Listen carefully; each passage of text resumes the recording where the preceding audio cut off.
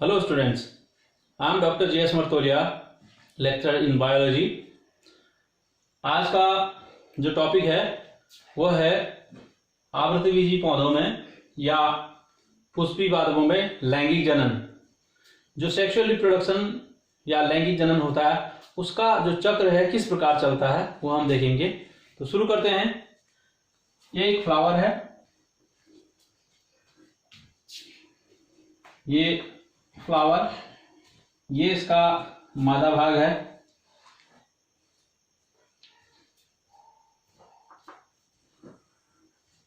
ये इसका नर भाग या स्टेमन।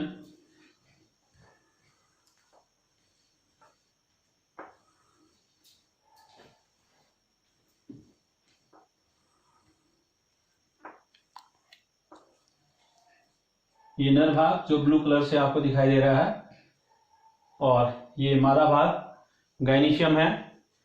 तो इसको देखते हैं। ये आपका ये कैलिक्स, ये कोरोला, और ये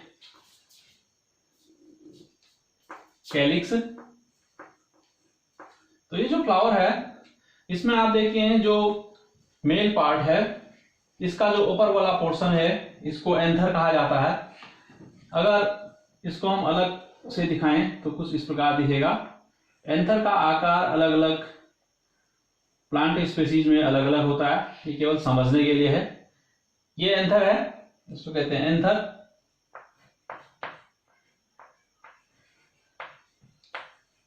ये आपका स्टेमन, ये इसको कहते हैं पिस्टिल, कह सकते हैं इसको पिस्टिल, या इसको कार्पेल भी कहते हैं, या गाइनीशियम भी कहते हैं। एक्चुअली जो गाइनीशियम है उसमें कार्पेल एक भी हो सकता है, तब भी उसको गाइनीशियम कहेंगे। अगर कार्पेल 2 है, 3 है, 4 है या 5 है, तब भी उसको गाइनीशियम कहेंगे। तो ये फीमेल पार्ट। अब इसमें ये वाला जो पोर्शन आप देख रहे हैं, इसका ये पोर्शन एंथर का पोर्शन, अगर इसको काट करके अगर आप देखें तो इसके अंदर यहां पर पोलन ग्रेन बनता है।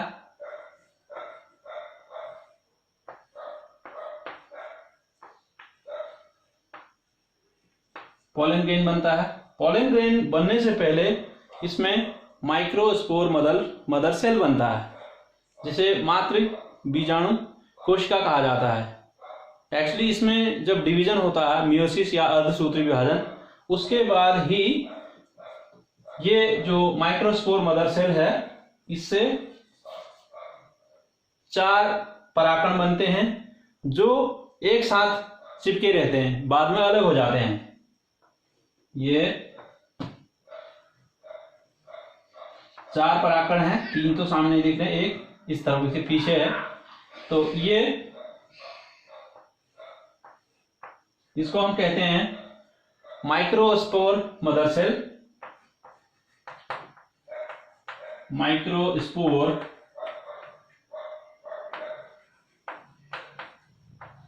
Mother cell. यहां पर मियोसिस या अर्धसूत्री विभाजन होता है। मियोसिस या अर्धसूत्री विभाजन, 2 प्रकार के विभाजन मुख्य रूप से होते हैं। एक अर्धसूत्री विभाजन, एक समसूत्री विभाजन होता है। तो यहां पर मियोसिस होता है, अर्धसूत्री विभाजन होता है, इससे गुणसूत्रों की संख्या आधी रह जाती है। अब अगर इसके फीमेल पार्ट को हम देखें तो इसका फीमेल पार्ट, ये इसका फीमेल पार्ट है, कार्पेल है। इसमें मेगास्पोर मदर सेल, गुरु बीजाणु मातृ कोशिका इसको कहा जाता है, ये बनता है। कहां पर बनता है? इसके अंदर ओवरी में बनता है। ठीक है, ओवरी में बनता है। ओवरी, नीचे वाले पोर्शन को ओवरी कहते हैं। ये ओवरी हुआ, ये ओवरी मतलब अंडाशय, ये स्टिग्मा वर्तिकाग्र, और ये जो पतला वाला हिस्सा है इसको वर्तिका कहा जाता है, स्टाइल। तो ये जो पोर्शन, ये जो है मेगास्पोर मदर सेल, ये इसके अंदर बनता है। अब होता क्या है, इसमें अर्धसूत्री विभाजन होता है मेगास्पोर मदर सेल। तो 4 मेगास्पोर या 4 गुरु बीजाणु बनते हैं, और इस गुरु बीजाणु को हम दिखा रहे हैं। ये है 1 और 2 3 4, और 4 में से जो एक मेगास्पोर मदर सेल है, यह तो फंक्शनल रहता है, यानी कि काम करता है। 3 इसमें नष्ट हो जाते हैं। यहां पर अगर देखें तो जो मियोसिस है, मियोसिस या अर्धसूत्री विभाजन यहां पर होता है। यहां से ऊपर जितने भी पार्ट्स हैं मेल और फीमेल, इसमें गुणसूत्रों की संख्या होती है कितना, 2n। मतलब गुणसूत्रों के क्रोमोसोम्स के जो सेट हैं 2 पाए जाते हैं, लेकिन यहां अर्धसूत्री विभाजन होके आधा रह जाता है। अब ये जो पोलन ग्रेन है यह अलग हो जाता है, मतलब 4 अलग अलग हो जाते हैं। ये पोलन ग्रेन है,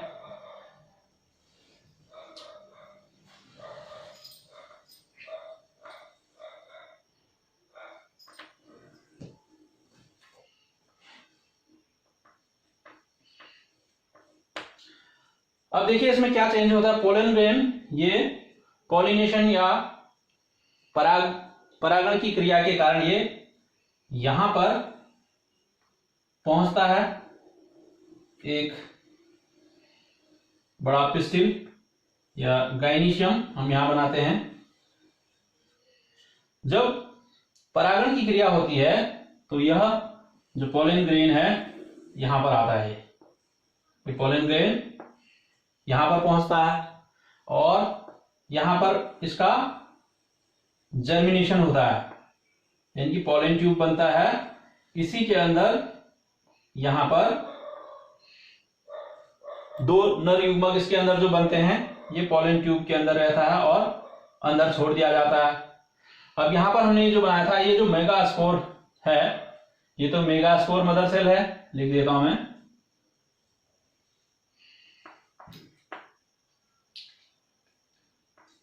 मेगा स्पोर मदर सेल। अब इसको देखते हैं, जो मेगा स्पोर ये वाला है, यह इसके अंदर विभाजन होकर के क्या संरचना बनाता है ये देख लेते हैं।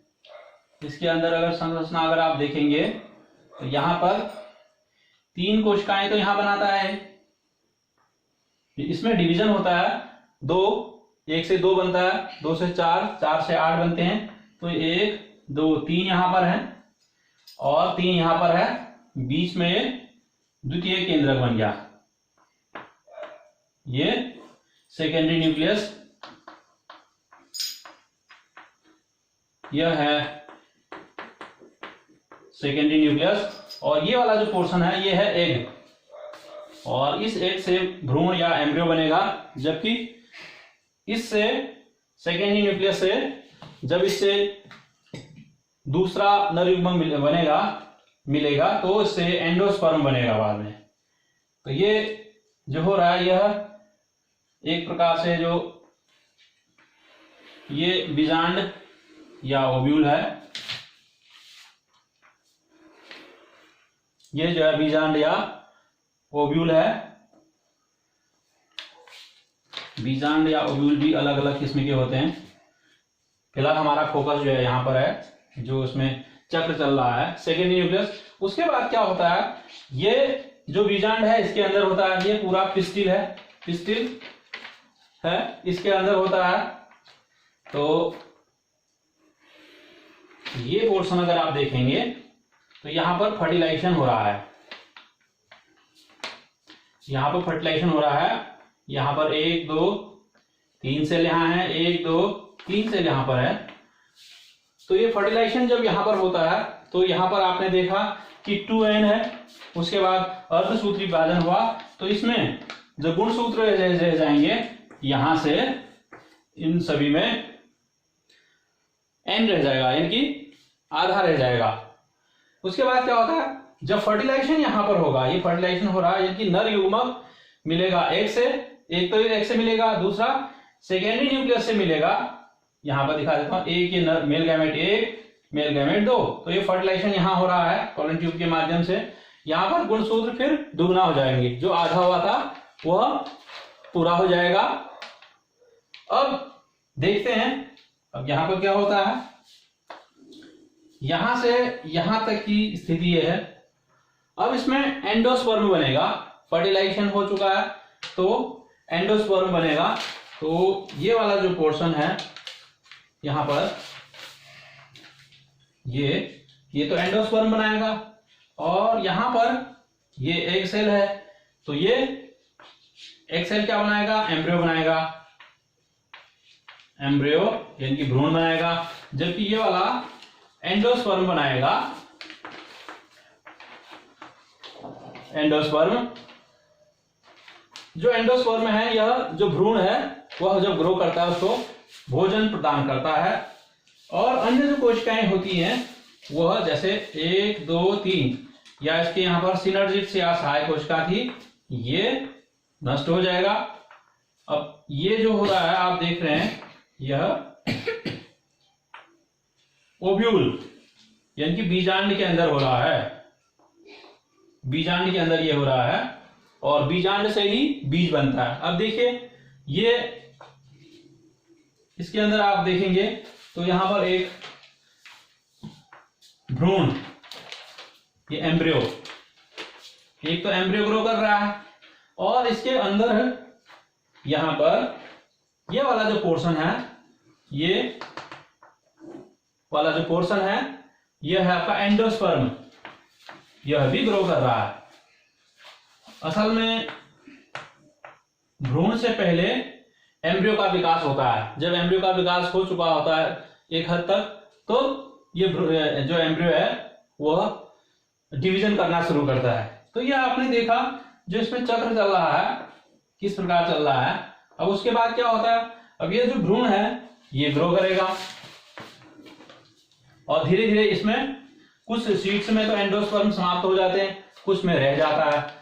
उसके बाद क्या होगा, आगे की जो स्थिति देखेंगे आप, यहां पर सीड बन जाएगा। अब सीड किससे बनता है, सीड जो बनता है वह ओव्यूल से बनता है। ये एक सीड है, इसको लिख देता हूं मैं, सीड या बीज। उसके बाद एक फ्रूट बना लेते हैं, ये एक फ्रूट बना दिया मैंने। अब उसके बाद क्या होगा, जब फ्रूट बनेगा, फ्रूट जो होता है इसके अंदर जब बीज बाहर निकलेगा तो एक नया पेड़ ग्रो करेगा, और उसमें फिर फूल लगेंगे, चाहे वो पेड़ हो या कोई पौधा हो। एंजियोस्पर्मी को जिसमें फूल लगता है तो वह उसमें फूल लगेगा, फिर ये चक्र चलते रहेगा। एक चीज यहां पर है, ये जो बीज है और ये फल है। बीज या सीड फल के अंदर होता है। वास्तव में जो फल होता है, फल को कहते हैं राइपेंड ओवरी, मतलब एक ऐसी ओवरी या अंडाशय वाला जो मैच्योर हो चुका है उसको कहते हैं फल।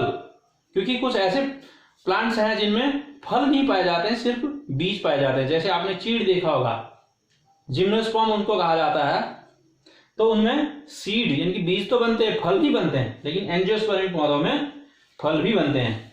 तो ये इसका लैंगिक चक्र है आवृतबीजी पौधे का, जिसमें आपने देखा कि किस प्रकार जो गुणसूत्र है, किस प्रकार जो क्रोमोसोम्स है उनमें बदलाव आ रहा है। यहां पर 2n था, यहां पर n रहेगा, और यहां पर जहां से फर्टिलाइजेशन हुआ, ये देखा फर्टिलाइजेशन शुरू हुआ है, यहां पर फर्टिलाइजेशन जब हो चुका है तो इसके बाद यहां से इसमें जो गुणसूत्र है फिर 2n हो जाएंगे, डबल हो जाएंगे। 2n का मतलब क्या है, मान लीजिए किसी प्लांट में जो टोटल गुणसूत्र है मान लीजिए 30 है,